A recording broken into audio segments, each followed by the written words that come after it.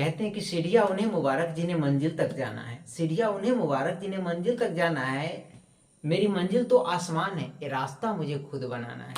Hello बच्चों, good evening, my name is CK talent, my YouTube channel CK talent zone में आपका स्वागत है। इस वीडियो में मैं आपको बताऊंगा बायोलॉजी का लाइफ प्रोसेस न्यूट्रिशन का महामैराथन क्लास होगा, जिसमें साल 2024 में पूछे जाने वाले जो टॉपिक है उस टॉपिक को यहाँ पर डिटेल से किया जाएगा और समझाया जाएगा। चलिए, पहला टॉपिक है हमारा जैव प्रक्रम। जैव प्रक्रम क्या होता है, लाइफ प्रोसेस क्या होता है, हम इधर देखेंगे। ठीक है, तो हमारा जो जैव प्रक्रम इधर डिटेल्स किया जाएगा सारे टॉपिक का।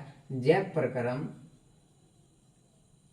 आखिरकार बात रह गई कि जैव प्रक्रम जो होता है, ठीक है, जरा ध्यान से समझेंगे। मैं ऑल टॉपिक को डिटेल्स करूंगा, काफी बेहतर से बताऊंगा, सारे टीचरों से हटके बताऊंगा कि हमारा जो जैव प्रक्रम है, जैव प्रक्रम आखिरकार होता है किसमें, तो जीवों में होता है। जरा गौर कीजिएगा, किसमें होता है बाबू, जीवों में होता है। किसमें होता है, जीवों में होता है। जरा गौर करेंगे, किसमें होता है, जीवों में होता है। जीव जो होते हैं अपने यहाँ कितने प्रकार के होते हैं, 2 प्रकार के होते हैं। जीव कितने प्रकार के होते हैं, 2 प्रकार के होते हैं। एक को हम लोग कहते हैं सजीव और दूसरा को कहते हैं हम लोग निर्जीव। क्या कहते हैं, जरा समझेंगे, कॉपी कलम लेके बैठेंगे और लिखते भी रहेंगे। एक को हम लोग सजीव कहते हैं, दूसरा को निर्जीव कहते हैं। सजीव यानी जिसमें जीवन हो, जान हो, प्राण हो, सजीव कहलाएगा, और जिसमें जीवन, जान, प्राण नहीं हो, निर्जीव कहलाएगा। अब आपसे कई बार पूछा भी है कि सजीव के कितने लक्षण है या सजीव और निर्जीव में अंतर स्पष्ट करें, तो पहला चीज ये चीज सीखेंगे।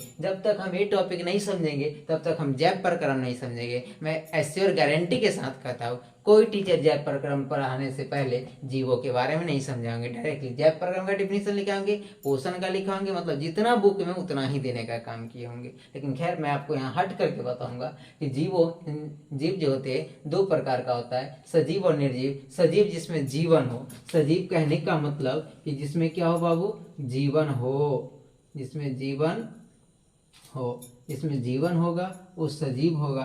और निर्जीव कहने का मतलब जिसमें जीवन न हो, जिसमें जीवन न हो, क्या कहलाता है, निर्जीव कहलाता है। क्या कहलाता है, निर्जीव कहलाता है। यहाँ तक कोई दिक्कत नहीं। सजीव के मुख्यतः 5 लक्षण है। सजीव के मुख्यतः कितने लक्षण है, 5 लक्षण है। जरा गौर करेंगे, सजीव के मुख्यतः आपका 5 लक्षण है। सजीव के कितने लक्षण है, 5 लक्षण है, जिसमें से पहला आता है श्वसन। क्या आता है, श्वसन। दूसरा आता है वृद्धि। क्या आता है, वृद्धि। तीसरा क्या आता है, चलन। चौथा क्या आता है, उत्सर्जन। और 5वां क्या आता है अपने पास, प्रजनन। अब कहिएगा कि सर ऐसा आप क्यों बता रहे हैं, सब चीज जब टॉपिक में है नहीं। तो देखो मैं जो बता रहा हूँ कोई नहीं बताएगा, अभी 1 मिनट के बाद आपको मालूम चल जाएगा कि सजीव में 5 लक्षण होते हैं। पहला श्वसन, वृद्धि, चलन, उत्सर्जन और प्रजनन। अब देखिए बायोलॉजी कहता क्या है हमसे। बायोलॉजी का पहला चैप्टर अपने पास तो हो गया लाइफ प्रोसेस एंड न्यूट्रिशन। अब देखिए, ये बायोलॉजी का दूसरा चैप्टर है श्वसन। तीसरा में है ट्रांसपोर्टेशन, एक जगह से दूसरी जगह जाना मतलब चलना। ये आपका बायोलॉजी का तीसरा चैप्टर है। बायोलॉजी का चौथा चैप्टर है उत्सर्जन। जरा ध्यान दीजिएगा, बायोलॉजी का 5वां चैप्टर है वृद्धि यानी कंट्रोल एंड कोऑर्डिनेशन। ठीक है, और 6ठा चैप्टर है आपका प्रजनन। अब देखिए मैंने बताया क्यों ये चीज, देखिए कितना फायदेमंद हुआ। बायोलॉजी का पहला चैप्टर, सजीव के 5 लक्षण जो है, 5 चैप्टर, सजीव के 5 लक्षण के लिए 5 को अलग अलग चैप्टर दिया गया है, जिसमें आप डिटेल्स नॉलेज क्या कर सकते हैं, ले सकते हैं।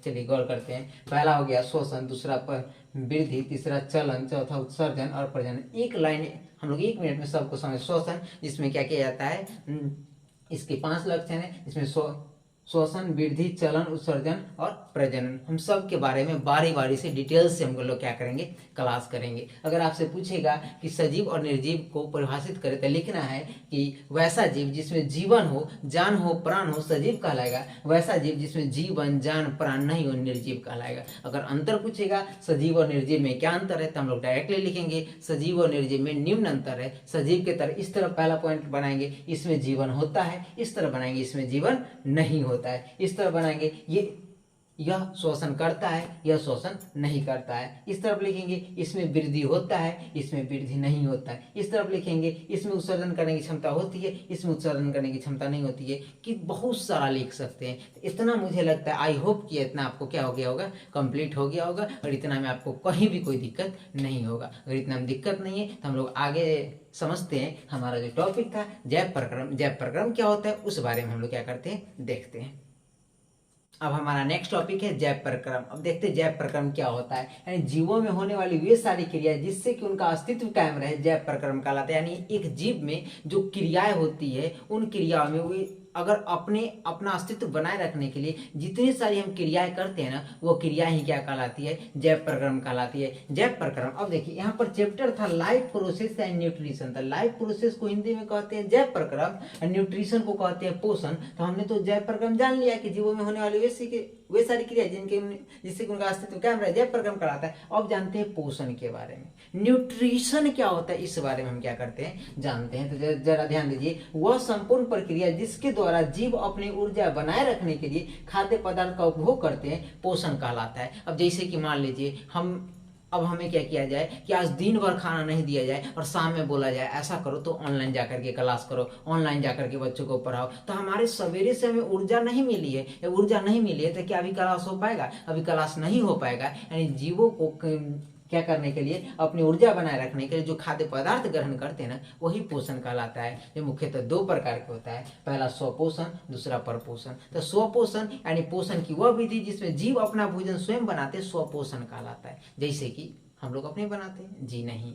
पेड़ पौधे हो गए, पेड़ पौधे कहीं से चावल खरीदने नहीं जाते, कहीं से दाल लाने नहीं जाते, कहीं से पापड़ खरीदने नहीं जाते हैं, वो अपना भोजन क्या करते हैं, स्वयं बनाते हैं। उसके बाद परपोषण, वैसा पोषण की वह विधि इसमें जीव अपना भोजन स्वयं नहीं बनाते हैं, परपोषण कहलाता है।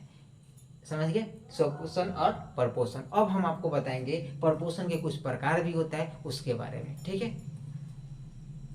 और परपोषण के प्रकार कितने, तो देखो बाबू, स्वपोषण जो होता है मुख्यतः दो प्रकार के होता है। एक होता है आपका प्रकाशिक स्वपोषण और दूसरा होता है अप्रकाशिक स्वपोषण। प्रकाशिक स्वपोषण क्या होता है, तो वैसा स्वपोषण जो प्रकाश संश्लेषण की उपस्थिति में होता है, प्रकाशिक स्वपोषण कहलाता है। और अप्रकाशिक स्वपोषण क्या होता है, तो वैसा स्वपोषण जो प्रकाश की अनुपस्थिति में होता है, अप्रकाशिक स्वपोषण कहलाता है। अब आपका आ गया परपोषण के प्रकार। तो परपोषण मुख्यतः चार प्रकार के होता है। पहला होता है सहजीवी पोषण, परजीवी पोषण, मृतजीवी पोषण, प्राणी संपोषण।